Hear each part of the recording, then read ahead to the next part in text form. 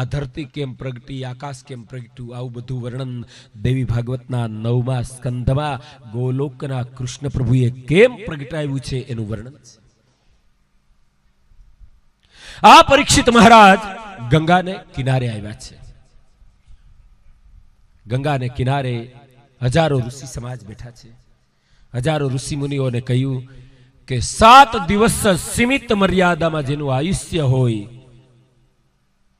एने बचવું હોય तो શું કરીએ, એને અભય પદ પ્રાપ્ત કરવું હોય તો શું કરવું। હજારો ઋષિઓ બેઠા છે। અરે જે સભામાં ભગવાન વેદવ્યાસ પણ બેઠા છે, જે સભામાં પરાશર ઋષિ પણ બેઠા છે, અને એ સભામાં હસ્તિનાપુરના સમ્રાટ પરીક્ષિત રાજ્યની સત્તાને છોડી અને આવ્યા છે। પણ હજારો બ્રાહ્મણોની પાસે એનો જવાબ નહોતો। નારદજીએ કહ્યું કે આ સભામાં સુખદેવજી પધારવા બાકી છે, અને આ સભામાં સુખદેવજી આવે તો એને પૂછી જુઓ 7 દિવસમાં અભયપદ પ્રાપ્ત કરવા માટે શું કરવું, એનો ઉકેલ સુખદેવજી પાસે છે। પણ સુખદેવજી મહારાજને ગોતવા ક્યાં? परमहंस दशाना छे, एने गोतवा क्या? एने के एक ठिकाणे रेठाण छे नहीं, कई वस्त्र पहेरता नथी, जे ड्रेस नथी पहेरता एने एड्रेस केम मळे? एनुं एड्रेस न मळे। एक कथा एम कहे के नारदजी सुखदेवजी ने गोतवा मंड्या। एक कथा एम कहे के सुखदेवजी फरता फरता त्यां आव्या। બે કથા સાચી છે। પરમહંસ પરમહંસ તમે જુઓ, પરમહંસ અને પાગલ એ બેમાં બહુ ફેરફાર ન હોય। જોઈએ ખબર ન પડે કોણ પરમહંસ છે કોણ પાગલ છે, એ જોઈએ ન ખબર પડે। રેલવે સ્ટેશનના બાકડાને એક છેડે પાગલ બેઠો હોય અને એક છેડે પરમહંસ બેઠા હોય, અને આખી રાત્રિ વહી જાય, આપણને ખબર ન પડે કોણ પાગલ કોણ પરમહંસ। પણ જેવું ભોર ભયે સવાર થાય ત્યારે આપણને ખબર પડે કે કોણ પાગલ છે કોણ પરમહંસ છે। સારી રાત્રિ વીતી ગઈ, પણ જેવું સવાર પડે તો પરમહંસ રામનું નામ બોલીને બાકડો છોડીને ચાલવા માંડે, અને પાગલ હહુડી વગાડતો જાય ને મંડે ભાગવા। ત્યારે આપણને ખબર પડે કે આ પાગલ હતો, આ પરમહંસ હતા। બગદાણાના બાવલિયાની કોઈને ખબર નહોતી કે આ બગદાણા વાળા બજરંગદાસ બાપા પાસે આટલી સિદ્ધિ છે। એ વખતે તો લોકો એને પાગલ સમજતા હતા। અમારે ગોંડલમાં રામગર મહારાજ પરમહંસ હતા, લોકો એને પાગલ સમજતા હતા। રામગર બાપુને પાગલ સમજતા। પાગલ અને પરમહંસ, સુખદેવજી પરમહંસ છે। નારદજી સુખદેવજીને ગોતતા ગોતતા ફરતા ફરતા, જેનું કોઈ એડ્રેસ નથી, ફરતા ફરતા કોઈ ઘટાદાર વૃક્ષ નીચે એને જોયું, પદ્માસન વાળી અને કોઈ મહાત્મા બેઠા છે, ધ્યાનસ્થ અવસ્થા છે। સમજી ગયા કે આજ સુખદેવજી મહારાજ છે, અને પ્રણામ કર્યા। ધીમે ધીમે ધ્યાનસ્થ અવસ્થા દૂર થઈ। સુખદેવજી મહારાજને કહ્યું કે મહારાજ, હસ્તિનાપુરનો સમ્રાટ પરીક્ષિત એનાથી પાપ થયું, એને બ્રાહ્મણનો શ્રાપ મળ્યો, 7 દિવસ જ એની આયુષ્ય છે, તો બાપજી આપ આવો અને એનો ઉદ્ધાર કરો, ત્યાં આવો, ગંગાને કિનારે આપ આવો। સુખદેવજીએ ના પાડી છે। અમે કઈ બધાના ઠેકા લઈને નથી બેઠા કે રાજા ગમે એમ પાપ કરે તો અમારે એના પાપમાંથી નિર્મૂળ કરવો। અરે અમે અમારું કાર્ય કરીએ છીએ, રાજાએ ધ્યાન રાખવું જોઈએ।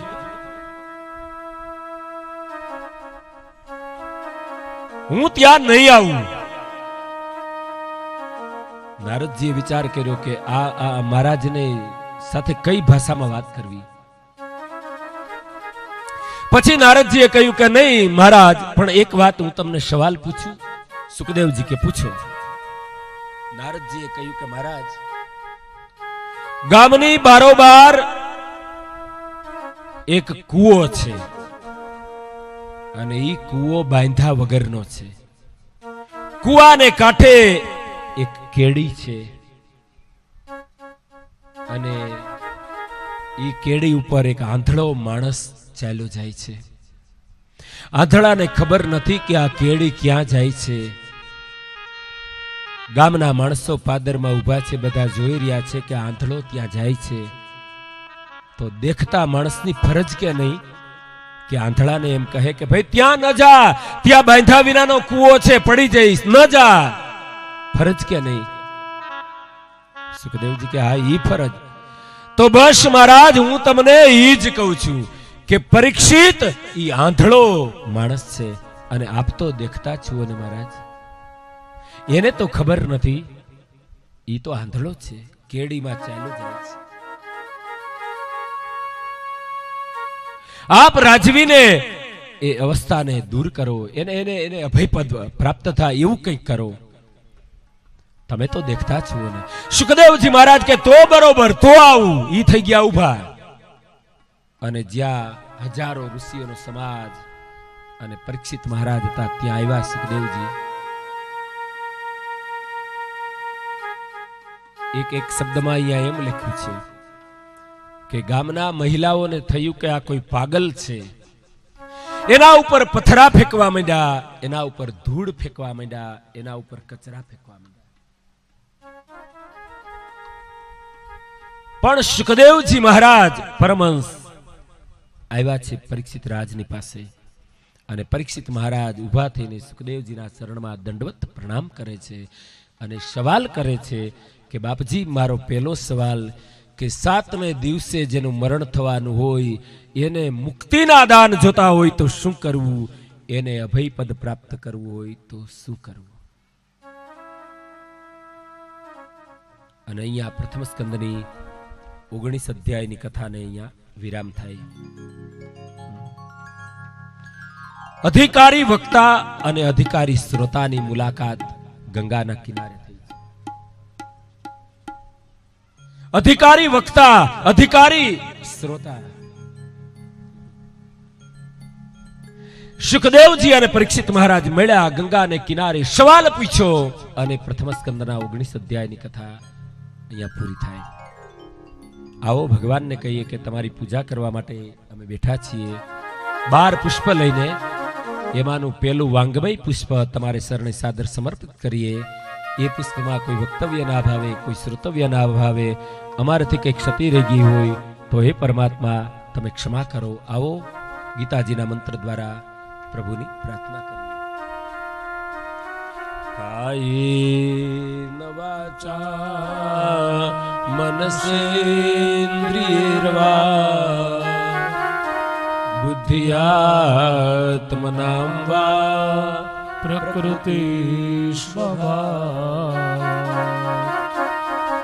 કરોમિ યદ્યદ્ સકલં પરસ્મૈ નારાયણાય સમર્પયામિ. ભગવાન નારાયણના શ્રી ચરણ કમલમાં શ્રીમદ ભાગવત કથાનું પહેલું વાંગમય પુષ્પ સાદર સમર્પિત કરી અને હવે આપણે જોઈએ દ્વિતીય સ્કંદ.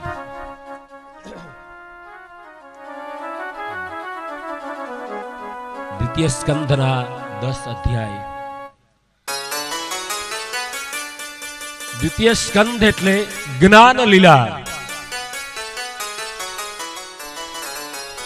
ભગવાન શ્રીનાથજી બાવાના ડાબા ચરણ સમાન દ્વિતીય સ્કંદ. ગુરુ અને શિષ્યની મુલાકાત દ્વિતીય સ્કંદથી થઈ. અધિકારી શિષ્ય જ્યારે બને ત્યારે એને સદગુરુ આપ મેળાએ પ્રાપ્ત થાય છે. ગુરુ એટલે શ્રદ્ધા, ગુરુ એટલે પ્રેમ.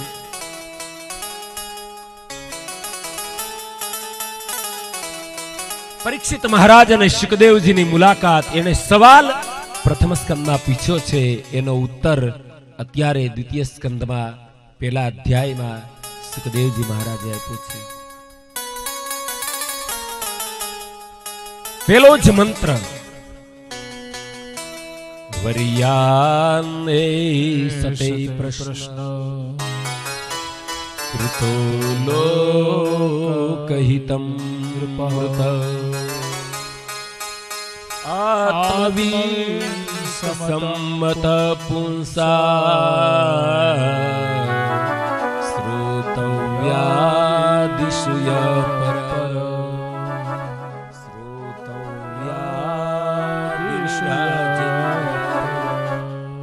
નૃણામ સંતિ સહસ્રશ अपश्यताम् आत्मतत्त्वम्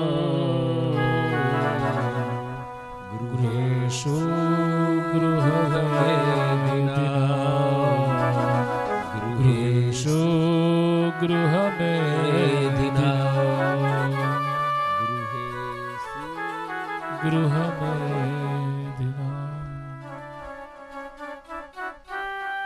વરિયાન એ શતય પ્રશ્ન. રાજવી, તારો પ્રશ્ન બહુ સુંદર છે. કૃતો લોકહિતમ નૃપ, સમાજના હિત માટેનો તારો સવાલ છે. 7 દિવસમાં અભયપદને પ્રાપ્ત કરવું હોય, અંજાન અવસ્થામાં પાપ થયું હોય તો પાપની સજામાંથી બચવા માટે શું કરવું, એ તારો સવાલ છે. તો રાજવી, અહીંયા તમારી સામે 3 માર્ગ મૂકું છું. આમ કહી અને સુખદેવજીએ 3 માર્ગ મૂક્યા છે. પેલો માર્ગ છે ભગવાન સુધી પહોંચવા માટેનો ભક્તિ માર્ગ. બીજો એક માર્ગ મૂક્યો છે યોગ માર્ગ, અને ત્રીજો માર્ગ મૂક્યો છે પ્રેમ માર્ગ, વિતરાગેણ. એનું બીજું નામ છે વૈરાગ્ય માર્ગ. પેલો માર્ગ છે ભગવાન સુધી પહોંચવાનો ભક્તિ માર્ગ. બીજો માર્ગ સમજાયો યોગનો માર્ગ. 3 માર્ગ ભગવાન સુધી પહોંચવાના બતાવ્યા. હવે ભક્તિમાં 2 પ્રકાર, સકામ ભક્તિ અને નિષ્કામ ભક્તિ. આપ બધા વૈષ્ણવ છો એટલે સમજી શકો, બહુ સકામ ને નિષ્કામના બહુ અર્થ કરવાની જરૂર નથી. કારણ કે નિષ્કામ ભક્તિ જ ભગવાનને બાંધી શકે, કામના વાળી ભક્તિ ભગવાનને બાંધી ન શકે. એમ ભક્તના 2 પ્રકાર અહીંયા લખ્યા, સબીજ ભક્ત અને નિર્બીજ ભક્ત.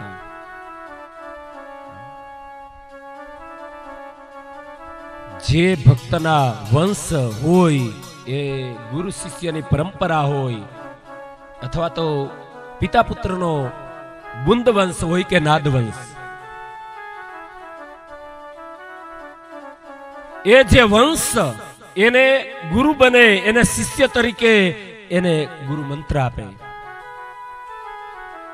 સબીજ ભક્ત અને નિર્બીજ ભક્ત એટલે જેનો કોઈ વંશ નહીં, જેની પાછળ કોઈ નામ નિશાન નહીં, બસ જીવે ત્યાં સુધી ભગવાનનું ભજન કરે અને ભગવાનનું ભજન કરતા કરતા ભગવાન બોલાવે જતું રહેવાનું, નિર્બીજ. હવે ભગવાનના 2 પ્રકાર, સગુણ બ્રહ્મ અને નિર્ગુણ બ્રહ્મ. ગુણ વાળો બ્રહ્મ, આકાર વાળો બ્રહ્મ. આપણે એમ કહીએ કે અમારા ભગવાન કૃષ્ણ છે, તો ભગવાન એમ કહે કે હું વેણુ ધારણ કરી અને મારા ભક્તના કાર્ય કરું છું. કોઈ એમ કહે કે મારો ભક્ત ભગવાન રામ છે, તો ભગવાન કહે ધનુષ્ય ધારણ કરી અને હું દર્શન આપું. કોઈ એમ કહે કે અમારા ભગવાન તો ભગવાન મહાદેવજી છે, તો શિવજી કહે ત્રિશુલ ને ડમરું ધારણ કરી અને હું એકનો એક છું. સગુણ બ્રહ્મ અને નિર્ગુણ બ્રહ્મ. ભગવાનના 2 પ્રકાર, ભક્તના 2 પ્રકાર, એમ ભક્તિના 2 પ્રકાર. બીજો માર્ગ છે યોગનો માર્ગ. યોગના માર્ગમાં અષ્ટાંગ યોગની સાધના બતાવી છે. યોગના 8 અંગ યમ, નિયમ, સંયમ, આસન, પ્રાણાયામ, પ્રત્યાહાર, ધ્યાન, ધારણા અને સમાધિ. 5 પ્રકારના યમ છે, 5 પ્રકારના નિયમ છે. પછી આસન સિદ્ધ કરવું, એક જ આસને બેસવું. પણ આપણે એવું નથી થતું. યમ, નિયમ, સંયમ, આસન. એક જ આસને ગમે તે એક આસને 3.5 કલાક બેસે અને 3.5 કલાક બેસવાની ટેવ પડી જાય પછી એ માણસ 20 કલાક પણ બેસી શકે. 3.5 કલાકે કોઈ પણ આસન સિદ્ધ થઈ જાય. 3.5 કલાક આસન સિદ્ધ થાય. પણ આપણે એવું થતું નથી. થોડીક વાર ડાબો પગ આમ કરીએ, થોડીક વાર જમણો પગ, વળી બાજુવાળાએ ગોઠણ દબાવ્યો હોય તો વળેક દઈને એનો ગોઠણ લઈને આપણે માથે મૂકી દઈએ. અમને આ બેઠા બેઠા દેખાતું હોય ને. એકનું એક આસન 3.5 કલાક જો બેસી શકાય તો આસન સિદ્ધ થઈ ગયું ગણાય. પછી 20 કલાક પણ માણસ બેસી શકે એ આસન સિદ્ધ કહેવાય. પણ આસનને સિદ્ધ કરવા માટે મનને વશ કરવું પડશે. લોકો આજે ફરિયાદ કરે છે કે અમારું મન અમને વશ નથી. કારણ કે મનને, અન્નને અને શુક્રને સીધો સંબંધ છે. આપણે કેવું અન્ન ખાઈએ છીએ એના ઉપર મનના વિચારો આધારિત છે. પાણી વાણીનું નિર્માણ કરે. આપણે કેવું પાણી પીએ છીએ એ વાણી ઉપરથી ખબર પડી જાય અને કેવી વાણી બોલીએ છીએ એ જોઈને પાણીની ખબર પડી જાય. પાણી વાણી નિર્માણ કરે છે અને મનનું નિર્માણ અન્ન કરે છે. કર્મકાંડના પુસ્તકમાં લખ્યું છે અન્નને, મનને અને શુક્રને સીધો સંબંધ છે. અન્નને, મનને અને શુક્રને. શું ખાવું, શું ન ખાવું એનો વિવેક માણસ ચૂકી ગયો છે. એનો વિવેક માણસ ભૂલી ગયો. જે તે ન ખવાય, જ્યાં ત્યાં ન ખવાય અને જ્યારે ત્યારે ન ખવાય. જે તે શું ગમે તે ખાઈ લેવાય? તોય ઘણા એમ કે ભાઈ ભગવાને બધું બનાવ્યું, બધું ખવાય. એમ તો ઝેરે ભગવાને બનાવ્યું છે. પણ એ અખતરા કરવા માટે તો મહાદેવજી થવું પડે. જે તે ન ખવાય, જ્યાં ત્યાં ન ખવાય. શું ગમે ત્યાં ખાઈ લેવું અને જ્યારે ત્યારે ન ખવાય. પૂરેપૂરી ભૂખ ન લાગે ત્યાં સુધી ભોજન ન કરો અને પૂરેપૂરી ઊંઘ ન આવે ત્યાં સુધી પથારીમાં પડો નહીં.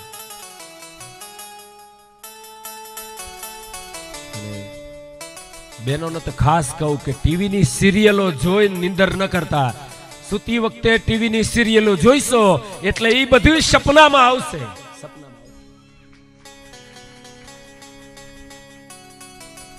આ ડોંગરેજી મહારાજની મુંબઈમાં સપ્તાહ હતી ને, એમાં એક બેને મહારાજને જમવાનું આમંત્રણ આપ્યું. મહારાજને કહ્યું મહારાજ તમે આજે બપોરે ત્યાં અમારે ઘરે જમવા માટે પધારજો. ડોંગરેજ મહારાજ કથા બપોરે પૂરી કરીને ગયા તો બેન રોટલી બનાવતા બનાવતા પિક્ચરના ગીત ગાતા હતા. ડોંગરેજી મહારાજ ત્યાંથી પાછા વળી ગયા. 3 વાગે બેન કથામાં આવ્યા. મહારાજને કહ્યું મહારાજ તમારી રાહ જોતી હતી, તમે કેમ આવ્યા નહીં? ડોંગરેજ મહારાજ કે હું તમારે ઘેર આવ્યો તો પણ રોટલી બનાવતા બનાવતા તમે ફિલ્મના ગીત ગાતા હતા ને, એવી રસોઈ મારે ખાવી નહોતી એટલે તમારા ઘરની રસોઈ છોડીને આવી.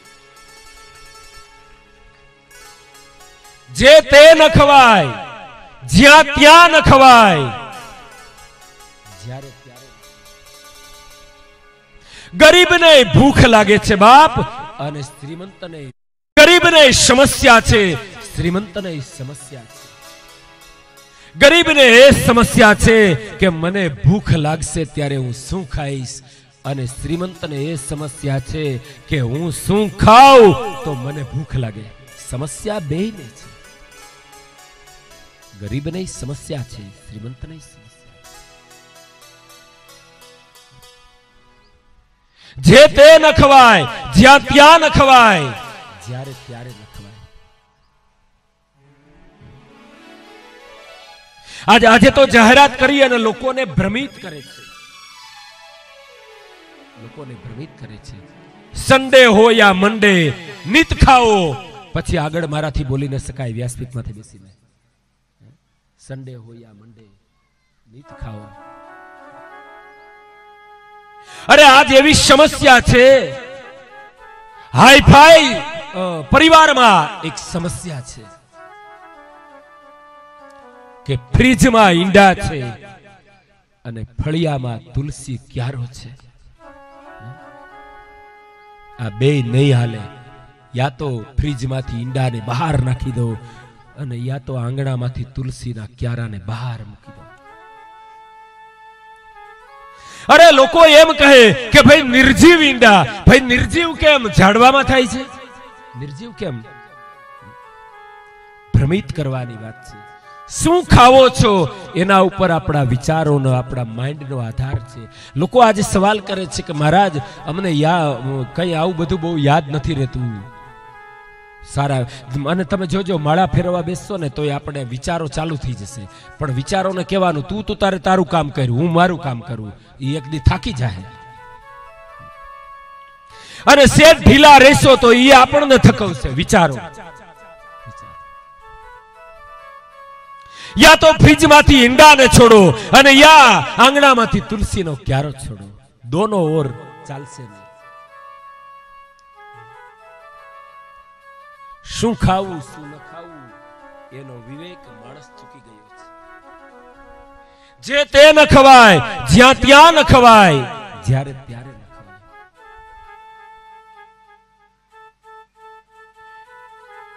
પૂછ્યું બહેનોને કે ભાઈ સૌથી સ્વાદિષ્ટ મીઠી વાનગી કઈ? લે કોઈ નથી બોલતા.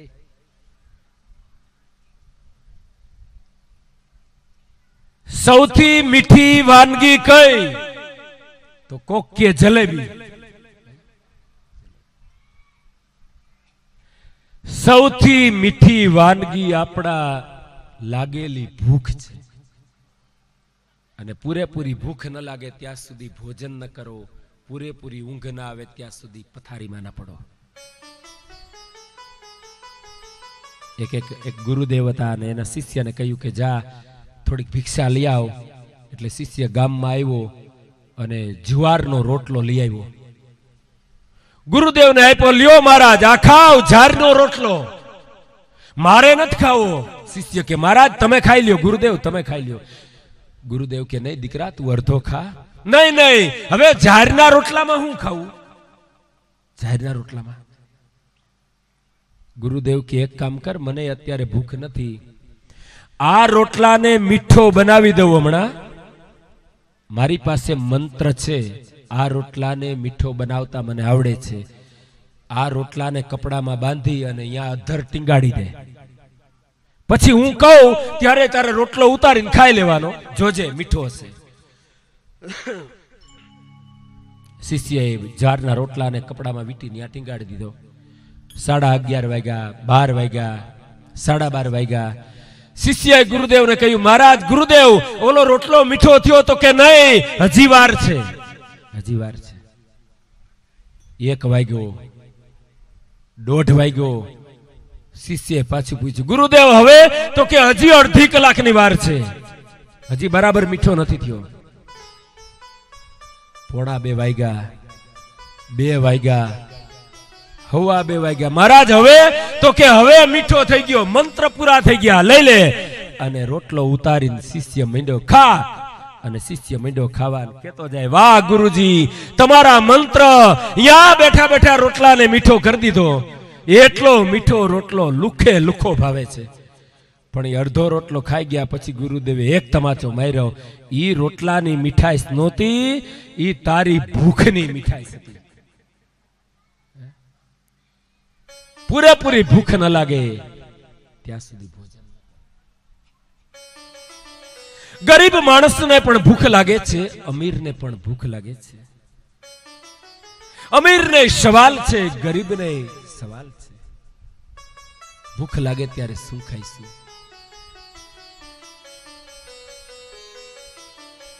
કહું પૂછું બહેનોને, સવાલ પૂછવો છે. અને આમે આમ તો મારો નિયમ છે કે રોજ બપોર પછીની કથામાં શ્રોતાઓને એક સવાલ પૂછું છું, પણ હવે આ લગભગ બહુ નહીં હાંકવું પડે એવું હાલે છે, લાગે છે. સવાલ છે કે રસોડું અને કિચન એ બે માં ફેર હું? એ મારે અહીંયા કેમ પૂછવું? એ તમને જ પૂછાય. રસોડું અને કિચન. એક અમારે ગોંડલની બાજુમાં વાછરા ગામ છે ને અમારી સપ્તાહ હતી એટલે મેં પૂછ્યું સવાલ કે કીડીને ગોકુળ મથુરા કીડીને જવું છે તો કીડી ગોકુળ મથુરા કેમ જાય? એટલે માજી ઉભા થયા, મન કે રેલવે ના પાટે ને પાટે હાલી જાય, ગોકુળ મથુરા આવી જાય. મેં કીધું ગાડી આવે તો, ટ્રેન આવે તો? પછી ઈ માજીને મેં કીધું બેનો, ગોકુળ મથુરા કીડીને જવું હોય, કીડીમાં તો સમજો ને, કીડીને ગોકુળ મથુરા જવું હોય તો કોઈ ગોકુળ મથુરા જાત્રાએ જતો હોય એના પકવાનના ડબરામાં બેહી જાય, ખાતી જાય, જાતી જાય.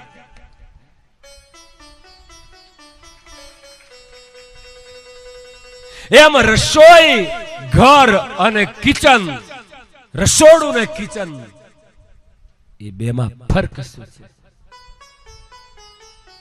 રસોડું ને કિચન,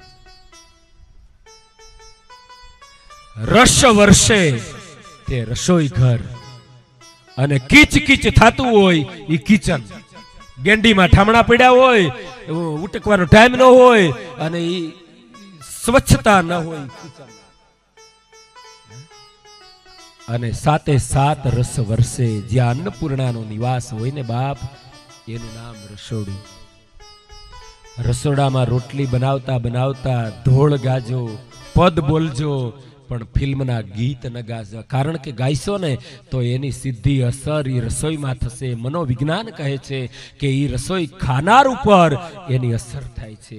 એટલે રસોઈ ઘર અને કિચનમાં ઇતના ही ફરક है. જે તે ન ખવાય, જ્યાં ત્યાં ન ખવાય, જ્યારે ત્યારે ન ખવાય. શું ખાવું શું ન ખાવું એનો વિવેક માણસ ચૂકી ગયો છે. પશુ પ્રાણીને યાદ છે, પશુ પ્રાણીને યાદ છે. તમે જોજો પારેવાને રાંધેલી રોટલી ખવડાવજો, પારેવું નહીં ખાય. ખાય પારેવું નહીં ખાય. એ ભૂખ્યું હશે તો સફેદ કાંકરી ખાઈ લે, બાકી રાંધેલ રોટલી નહીં. શું ખાવું શું ન ખાવું એનો વિવેક માણસ ચૂકી ગયો છે. અને બેનો ભાઈઓ યાદ રાખજો, આવતા 10 વર્ષ પછીનો સમય બહુ ખરાબ છે. ધ્યાન નહીં રાખો તો સમય બહુ ભયાનક આવી રહ્યો છે. જે તે ન ખવાય, જ્યાં ત્યાં ન ખવાય, જ્યારે ત્યારે ન ખવાય. આહાર બદલી ગયો એટલે વિચારો બદલી જવાના છે. વિચારો બદલી, યુગ બદલે એટલે સૂર્ય નથી બદલતો, યુગ બદલે એટલે ધરતી નથી બદલતી, યુગ બદલે એટલે સમુદ્ર નથી બદલતો, પણ યુગ બદલે એટલે માનવીના વિચારો બદલી જાય છે. માનવીના વિચારો બદલી જાય. ગુણવંત શાહે લખ્યું છે કે માનવીના વિચારો જ યુગને બદલાવનાર છે. વિચારોને જો સારા રાખવા હશે તો આપણા આહાર ઉપર ધ્યાન રાખવું પડશે. વધારે ભોજન કરે એ ભજન ન કરી શકે, ને વધારે ભજન કરે એ ભોજન ન કરી શકે. સીધી જ વાત. જે તે ન ખવાય, જ્યાં ત્યાં ન ખવાય, અને જ્યારે ત્યારે ન ખવાય.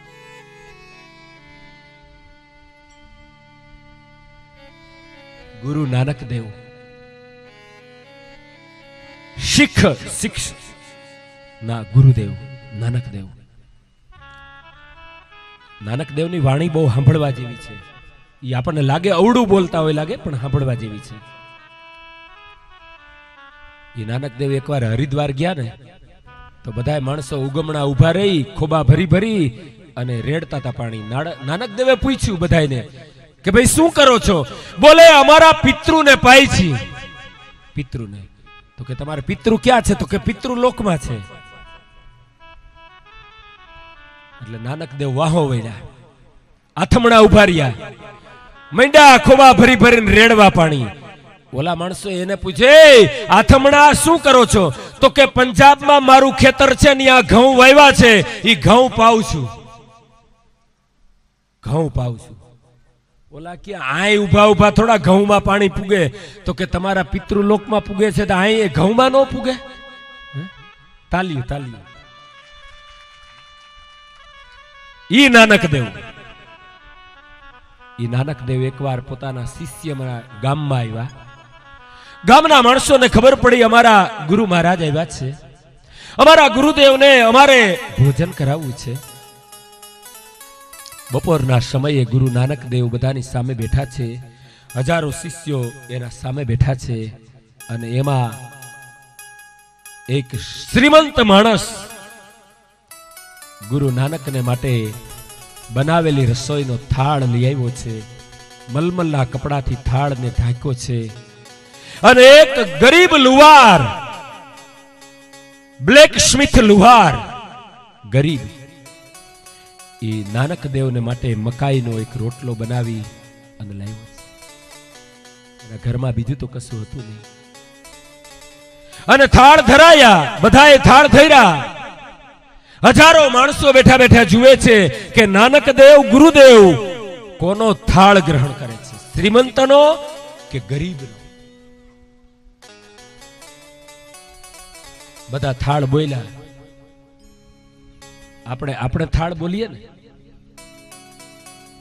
ખીર બનાવી છે ને બદામ કાજુ નાખ્યા છે ને એમાં કેસર ઘોડ્યા છે ને એવી ભગવાનને એમ થાય કે આ થાળમાં તો ખાધા જેવું. જ્યાં આમ રૂમાલ ખોલે તો તલી અને ખાંડ હોય. શ્રીખંડ ધર્યા છે, રસ ધર્યા. બોલીએ તો ઘણું બોલીએ.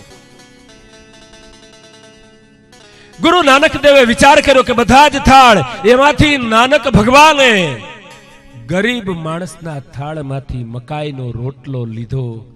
અને મકાઈનો રોટલો નાનક દેવે અડધો ખાધો, અડધો પાછો મૂક્યો. હજારો માણસો જોઈ રહ્યા છે. એમાં શ્રીમંત માણસને બહુ દુઃખ લાગ્યું. ગુરુદેવને કહ્યું, મહારાજ તમારા માટે તો મેં 32 ભાતની રસોઈ બનાવી, શાક પકવાન બનાવ્યા, અને આ ગરીબ માણસના મકાઈનો રોટલો તમે ખાધો. આનું કારણ શું? મારી રસોઈનો તમે ત્યાગ કર્યો, એનું કારણ શું? ગુરુ નાનક કે ભાઈ કહીને સમજાવું કે બતાવીને સમજાવું? બોલે નહીં મહારાજ, બતાવીને સમજાવો, તાદ્રશ્ય પુરાવો. નાનક દેવે શ્રીમંત માણસની ઈ રસોઈના થાળમાંથી એક મીઠાઈનો ટુકડો હાથમાં લીધો, એની મુઠ્ઠી વાળી. આ બાજુ ગરીબ માણસના ઈ મકાઈનો અડધો રોટલો તો એમાંથી એક ટુકડો લીધો, એની મુઠ્ઠી વાળી. અને બધાની સામે મુઠ્ઠીને જોરથી દબાવી, જોરથી. તો ગરીબ માણસને મુઠ્ઠી અને શ્રીમંત માણસની રસોઈની મુઠ્ઠી, એમાં જે શ્રીમંત માણસની રસોઈ દબાવી એમાંથી લોહીની ધારા થઈ, અને ગરીબ માણસની રસોઈથી મુઠ્ઠી દબાવી એમાંથી દૂધની ધારા થઈ. આ દ્રશ્ય બતાવી દીધું. પછી બે ટુકડા મૂકી દીધા. હવે માણસોને કહ્યું, પોતાના સેવક સમાજને, કે તમે બધાએ જોઈ લીધું કે આ માણસની રસોઈમાં શું ભેળવેલું. ભેળવેલું એટલે એની કમાણી કેવી છે અને ગરીબ માણસની કમાણી કેવી છે. ગરીબ માણસે પરસેવો પાડી પાડી અને આ રસોઈ બનાવી, એમાં તો દૂધની ધારા થાય છે બાપ. અને આ શ્રીમંત માણસ ગરીબ માણસના ગળા કરી કરી અને પૈસા ભેગા કર્યા. એના થાળની રસોઈમાં લોહીના બુંદ ન નીકળે તો શું નીકળે? જે તે ન ખવાય, જ્યાં ત્યાં ન ખવાય. જ્યારે ત્યારે અને તમે ગુજરાતની બહાર નીકળો ને, ગુજરાતની બહાર ક્યાંય ગુજરાત જેવા ટુકડા નથી, આદર સત્કાર નથી. એ આપણે ગુજરાત સૌરાષ્ટ્રમાં જ છે. અને એમાંય તમે જુઓ વીરપુરમાં તો બોર્ડ મારી દીધા છે કે કોઈએ અહીંયા દક્ષિણા દાન આપવા નહીં. હવે ન આપવા છતાંય હાલે, દરરોજ મિષ્ટાન જમાડે છે, દરરોજ મિષ્ટાન.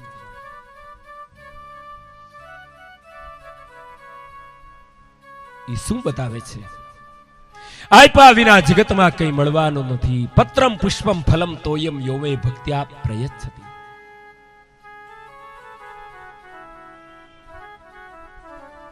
જલારામ બાપા એક વાત યાદ આવી ગઈ, કહી દઉં. પોતાના ગુરુદેવ પાસે, ભોજલરામ પાસે ફતેપુરમાં જલારામ બાપા અને વીરબાઈમાં બે આવ્યા છે.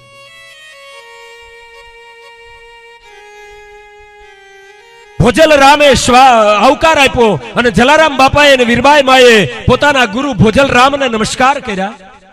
પૂછ્યું છે ગુરુદેવે, ફતેપુર ગામના એક ખેડૂત હતા, ખેડૂતનો દીકરો હતો, પણ જેને રૂવાડે રૂવાડે રામ બેહી ગયો તો બાપ. એણે જલારામને પૂછ્યું કે ભાઈ બે જણા તમે આવ્યા, એનું કારણ શું? જલારામ બાપાએ ભોજલરામને કહ્યું કે ગુરુદેવ, મારી એક ઈચ્છા છે અમારી બેયની, કે 4 ધામની જાત્રા કરી આવીએ. મનમાં ઈચ્છા થઈ છે અમારી જાત્રા કરવાની, એટલે તમે તો અમારા ગુરુદેવ છો, તમારી રજા લેવા માટે અમે આવ્યા છીએ. અરે ભોજલરામે કહ્યું કે જલારામ, જાત્રા વળી શું? કઈક એવું કરો કે આપણે જાત્રા કરવી ન પડે. એક કામ કર, આજ નહીં, આજ અહીંયા બે રોકાઈ જાઓ, કાલે જજો. અને ભોજલરામે રાતે પાણી વાળવાનું હતું અને જલારામ બાપા આયરે ગયા અને એ કો હાકે, જલારામ બાપા પાણી વાળતા જાય અને પાણીનો ક્યારો ભરાઈ જાય એટલે વળી નાકું ફેરવે અને બે સત્સંગની વાતો કરે. જલારામને કહ્યું કે ભાઈ હવે જાત્રાએ જવાની જરૂર નથી, પણ એક રસ્તો બતાવું કે તીર્થ અને ધામ ઈ બધાય આપણે ઘેરે આવે તો. જલારામ કે તો આપણે જાત્રા કરવા જવું જ નથી. તો ગુરુદેવ કઈક એવો રસ્તો બતાવો કે ઈ બધું આપણે ઘેરે આવે. ભોજલરામે જલારામને કહ્યું કે જલારામ, હવે સવાર પડી ગયું છે, આપણે ઘેરે જઈએ. ઘેરે આવ્યા, જલારામને કહ્યું કે જલારામ, જાત્રા કરવાની જરૂર નથી, તમે તમારે ઘેરે ટુકડો ચાલુ કરી દો, ટુકડો ખવડાવવાનું ચાલુ કરો. બોલે પણ હવે ઘરમાં એટલું બધું તો સંપત્તિ નહીં, ઈ ઠાકોર પૂરું કરશે, ચાલુ કરી દો, ચાલુ કરી દો. અને ટુકડો કર્યો ચાલુ જલારામે. એવો ટુકડો આયલો. 2 મહિના ગયા, ભોજલરામને કોકે સમાચાર આપ્યા કે તમારો શિષ્ય જલારામ એવો ટુકડો હાકે છે. પછી ભોજલરામે સમાચાર મોકલા કે નકરો ટુકડો નહીં, વસ્ત્રદાન પણ કરો. જે જે સાધુડા આવે એને બધાને લંગોટ આપો, નવા લંગોટ. પણ જૂના જે એને પહેરેલા હોય એ પાછા લઈ લેજો, તમે નવા આપજો. ઓહો, જલારામ કે પાછા લઈને શું કરવું? બોલે કોઠી ભરો, કોઠી ભરો. સાધુડાના જૂના લંગોટની કોઠી ભરો, બાકી નવા લંગોટ આપો. અને સાધુડાના પછી તો જાહેરાત કરી અને હજારો સાધુઓ જમવા આવે.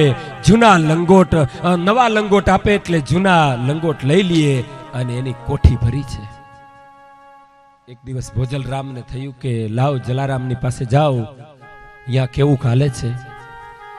અમરેલી પાસે ફતેપુરથી ભોજલરામ ઉપડ્યા અને વીરપુર જલારામને ખબર પડી કે અમારા ગુરુદેવ આવે છે. એનું સ્વાગત કર્યું. ગુરુદેવે કહ્યું કે ભાઈ આ કેમ હાલે છે? બોલે બહુ સરસ, બહુ સરસ. ટુકડો બોલે બધાને આપું છું તમારી દયાથી ગુરુદેવ. વસ્ત્રદાન બોલે દરરોજ આપું છું. અને જૂના લંગોટ બોલે કોઠી ભરી છે તમે કીધું તું એમ. જલારામ બાપાને કહ્યું કોઠી આઈ ઠલવ્યું. ઈ ચોકમાં ઈ જૂના લંગોટની કોઠી ઠલવી. હવે દિવાહળી લાવ આને હળગાવું. અરે ગુરુદેવ સંતોના લંગોટને બોલે આને ઈ જ કરવું પડશે. અને ભોજલ રામે ઈ હળગાવ્યા લંગોટ. પછી લાકડી માગી ને લંગોટની રાખ બધી ઠરી ગઈ ને આમાં લાકડીથી બધું આઘું કર્યું. 2 લંગોટ હળગા નહીં, બાકી બીજા બધા હળગી ગયા. ભોજલ રામ સમજી ગયા કે 2 જણા આની પાસે આવી ગયેલા છે દેવલોકમાંથી, અને ત્રીજો આવે એટલે બધાયનો ઉદ્ધાર કરી નાખશે. હજી ત્રીજો બાકી છે. જલારામને કીધું જલારામ 2 તો આવી ગયા છે દેવલોકમાંથી, આ એના લંગોટ છે એટલે એ હળગા નથી. હવે ધ્યાન રાખજે, ત્રીજો આવે ઈ છેતરાતો નહીં તું. જલારામ કે નહીં ગુરુદેવ, નહીં છેતરાવ. અને આપ બધા જાણો છો કે દ્વારકાધીશ ભગવાન આવ્યા છે સાધુનું રૂપ લઈને, અને વીરબાઈની માગણી કરી છે, અને જલારામે વીરબાઈને સોંપી દીધા છે. નકર જલારામ બાપાને એની પત્નીને બહુ ભળતું નહોતું, એવું નહોતું. ન ભળતું હોય તો સાચું બોલજો, આપણો કલેજા હાલે? હાલે? સાચું બોલજો. તમે હા પણ તાલીઓ અહીંયા પડે છે. આ શરીરને કોઈની સેવાની જરૂર છે. જલા તારી પત્નીને શોભ આ શરીરની સેવા માટે. વાત કરતા વાર લાગે બાપ, વિચારતા વાર લાગે. એમાં વિચારવાનો સમય નહીં, એમાં વિચારવાની તક નહીં. એક ક્ષણની કિંમત છે, એક સેકન્ડની કિંમત છે. જલારામ બાપાએ કહ્યું લઈ જાઓ. અને ઈ દ્વારકા વાળો બાપા ઈ ગામના પાદર સુધી માંડ ગયા.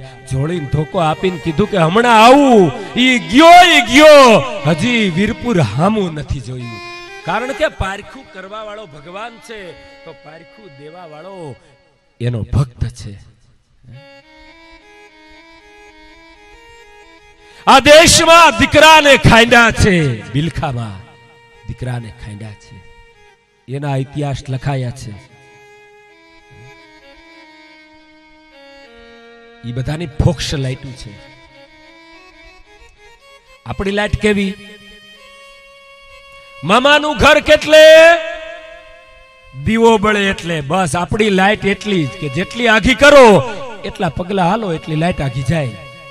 બાકી આ બધી ફોક્સ લાઈટો છે.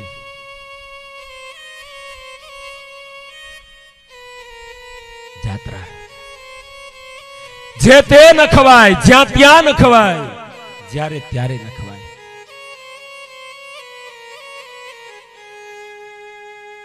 તીર્થ જાત્રા. અને પેલાના જમાનામાં જાત્રા જતા ને, ગામના માણસો એને વળાવવા જાય.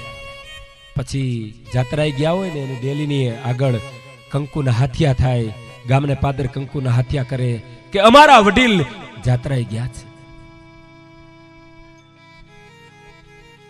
મારા ગુરુજી એક દૃષ્ટાંત કહેતા કે 2 સાધુ નીકળ્યા ફરતા ફરતા.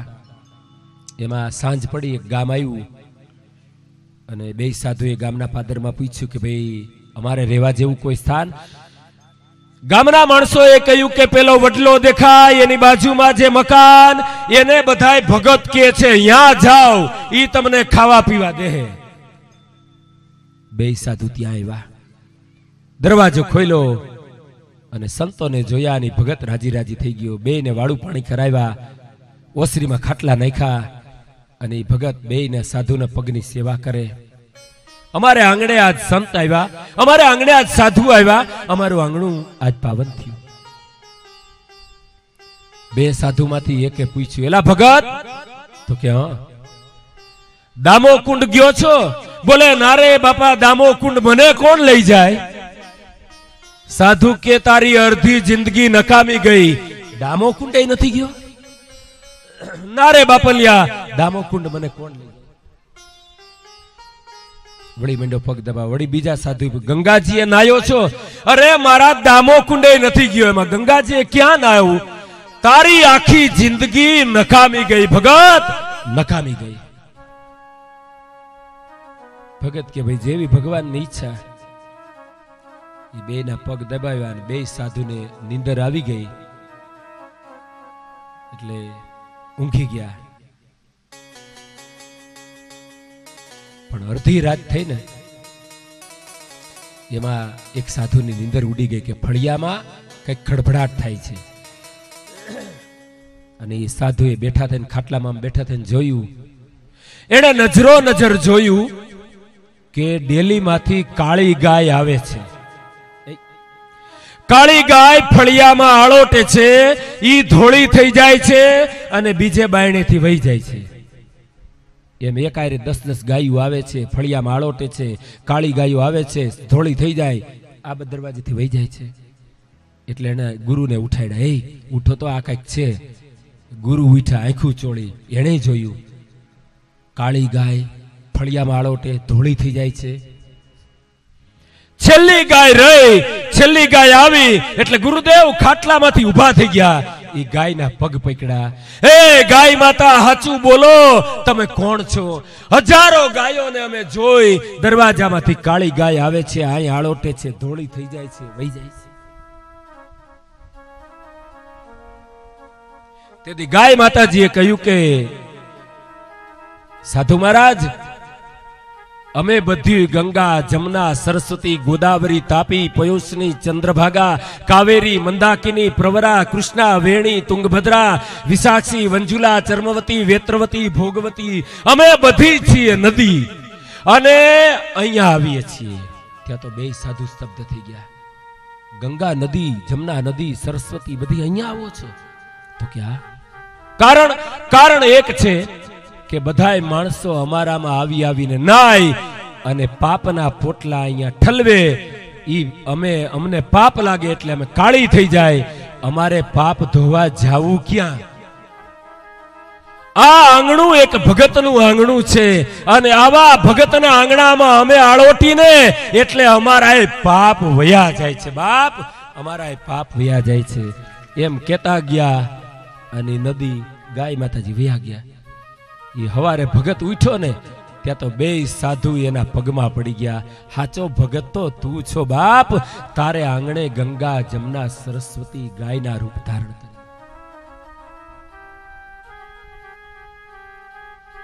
અન્ય ક્ષેત્રે કૃતમ પાપમ તીર્થ ક્ષેત્રે વિનશ્યતિ. બીજા કોઈ પણ ક્ષેત્રમાં કરેલા પાપ તીર્થ ક્ષેત્રમાં નાશ પામે છે, પણ તીર્થમાં કરેલા પાપ વજ્રલેપો ભવિષ્યતિ. એ તો વજ્રલેપ જેવા બની જાય છે. યમ, નિયમ, સંયમ, આસન, પછી પ્રાણાયામ. અષ્ટાંગ યોગમાં પ્રાણાયામ છે. શ્વાસને લેવો, અકાર બોલીને, ઉકાર બોલીને શ્વાસને ભરી રાખવો, મકાર બોલીને શ્વાસને બહાર કાઢવો. ઈ થયો ઓમકાર, પ્રણવ મંત્ર. ઓમકાર, એમાં બધા જ દેવી દેવતાઓ આવી ગયા. ઓમકારમાં જે અર્ધો ચંદ્રમાં અને એના ઉપર જે બિંદુ છે ઈ તો અનંત બ્રહ્માંડ છે. અનંત બ્રહ્માંડ. અકારો વાસુદેવસ્યા.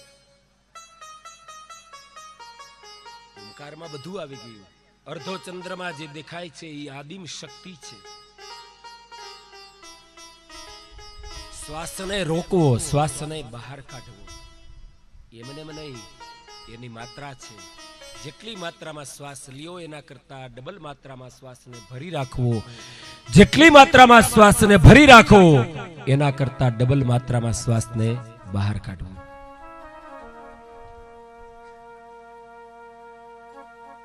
ઓમકાર. અને આપણા કોઈ પણ ધર્મમાં તમે જાઓ, ઓમકારનું મહત્વ છે. સનાતન ધર્મએ સ્વીકાર્યું છે ઓમકાર.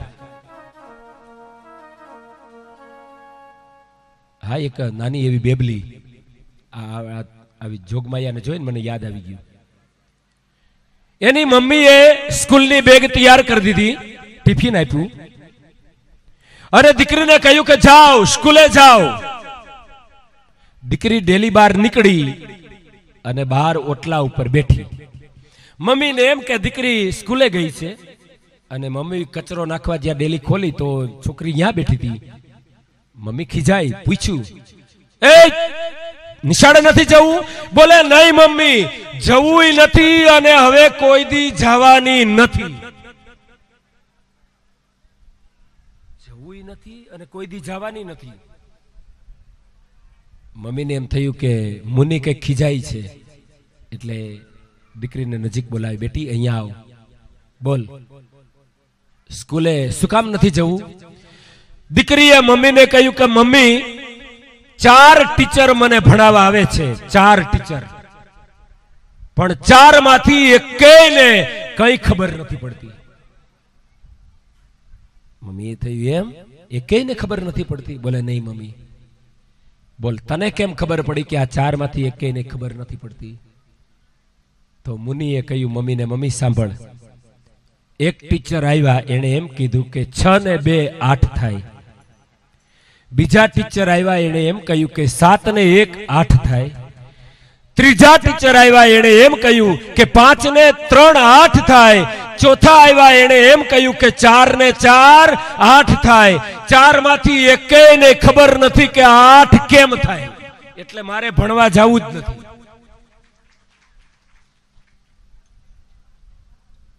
એની મમ્મીએ કહ્યું કે દીકરી શાબાશ. દીકરીને કહ્યું કે બેટી 4 ટીચર સાચા છે. 7 ને 1 8 થાય, 6 ને 2 8 થાય, 5 ને 3 8 થાય, અને 4 ને 4 પણ 8 જ થાય છે. દીકરી 4 ટીચર સાચા છે. એમ એક મહાપુરુષ એમ કહે કે ભગવાનનું આ નામ ભજો તો કલ્યાણ થાય. વળી બીજા મહારાજ એમ કહે કે આ નામ ભજો તો કલ્યાણ થાય. આપણને એમ થાય કે આ મહારાજ આપણને રમતે ચડાવે છે. નહીં, બધા જ સાચા છે. 6 ને 2 8 થાય, 4 ને 4 5 ને 3 અને 11 ને 30 11.5 થઈ ગયા. 11.5 વાગી ગયા. સમય થઈ ગયો છે. કથાને અહીંયા વિરામ આપશું. અષ્ટાંગ યોગની કથા સમજાવી, પછી ચતુશ્લોકી ભાગવતનું વર્ણન કર્યું, પછી વિદુરજી અને મૈત્રેયજીનો સંવાદ, આ બ્રહ્માંડ કેવી રીતે બન્યું તે કથા, દક્ષ યજ્ઞભંગની કથા, ધ્રુવ ચરિત્ર, પ્રચેતાઓ, પ્રાચીન પરિષદ અને ભરતજીની કથા, એ બધી કથા બપોર પછી જોઈશું. આવો અત્યારે કથાને વિરામ આપીએ. ભગવાનને કહીએ કે પ્રભુ, અમે જે કાંઈ જમીએ તારા નામનો પ્રસાદ છે, અને પ્રસાદ ખાવાથી અમારી બુદ્ધિ નિર્મળ બને. આવો ગીતાજીના મંત્ર દ્વારા.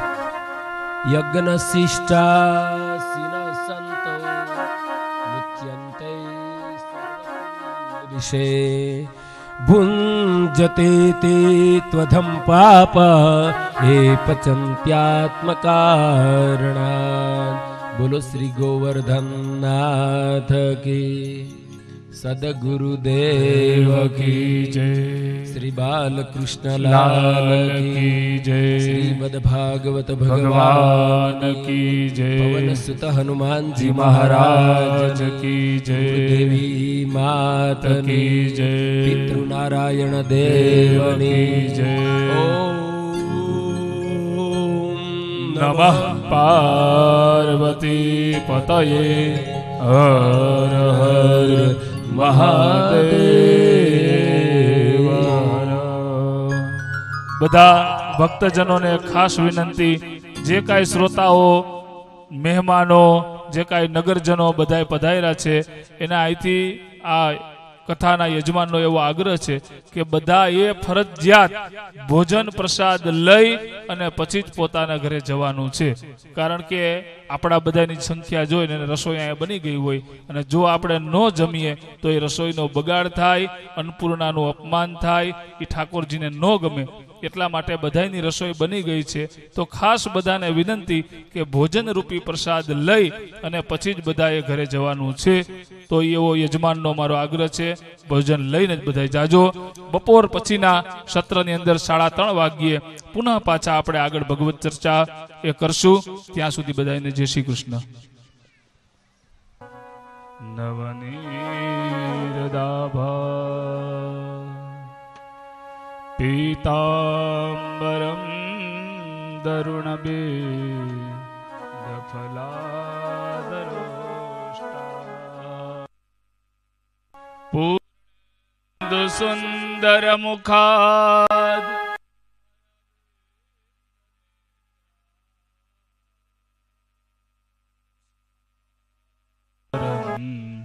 किमपि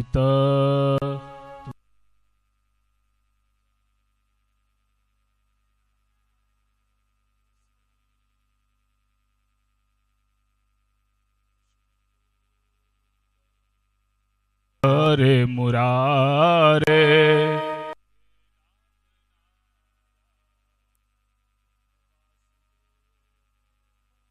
जिह्वे पिबस्वा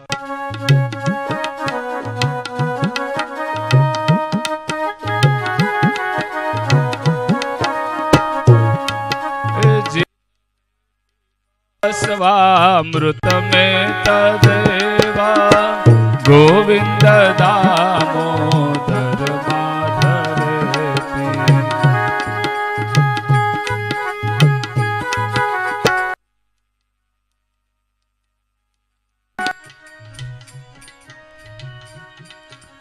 विकरे तू कामान की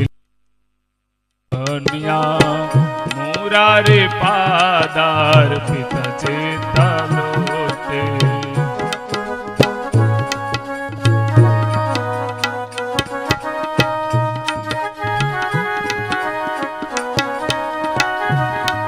हे दधियादिका मोहवशादवोचत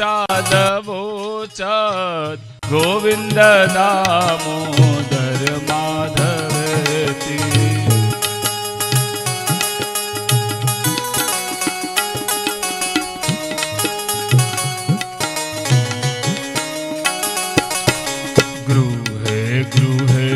गोपवधू कदम्बा सर्वे मिलित वाशमवाप्य योगम्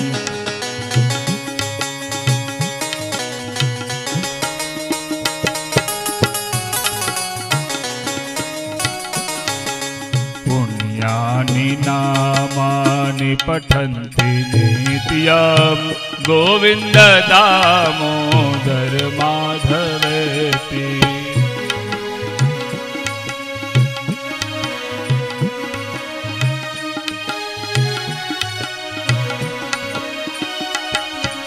सुखं शयानानिलये निधेति नामानि विष्णो प्रवदन्ति मर्त्या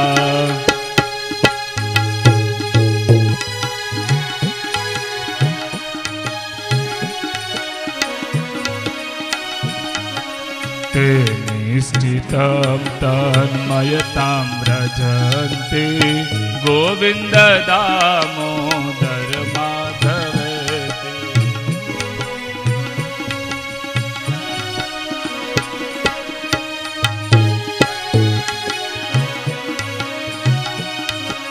जिह्वे सदैवं भज सुन्दराणि नामानि कृष्णस्य मनोहराणि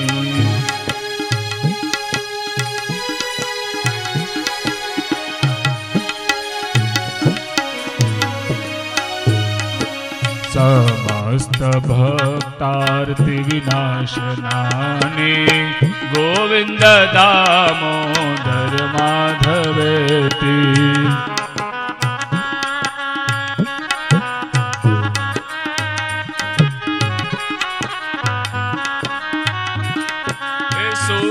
सुखावसाने इदमेव सारं दुःखावसाने इदमेव ज्ञेयम्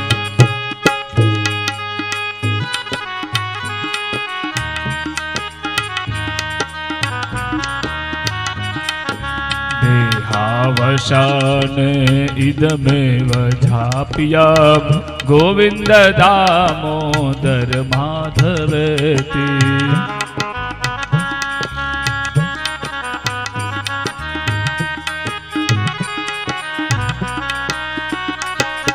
श्री कृष्ण राधा वर गोकुलेशा गोपाल गोवर्धन नाथ विष्णु।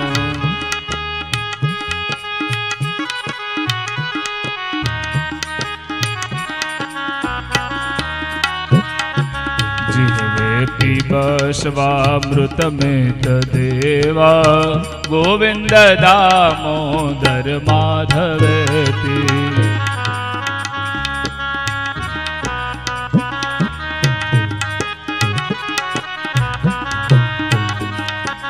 गोविंद दामोदर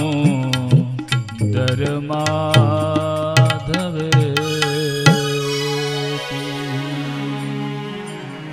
बोलो श्री द्वारिकाधीश की जय।